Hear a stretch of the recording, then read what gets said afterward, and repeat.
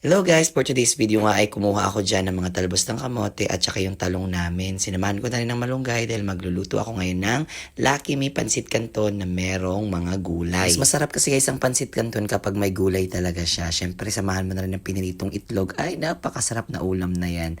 And sinimulan ko na nga ang pagluluto ko guys. Tignan nyo naman kung gaano kadaming malunggay ang niluto ko.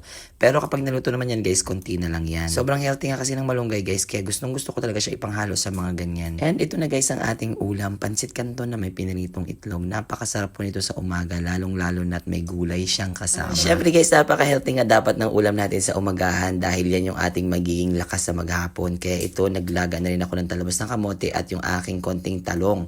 Nilagyan ko na rin nga pala ng kalamansi at bagoong para masarap.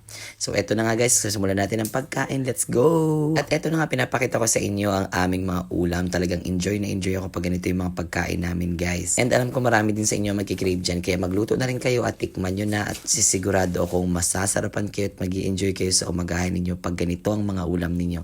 Kaya yun lamang muna for today's video. Maraming salamat!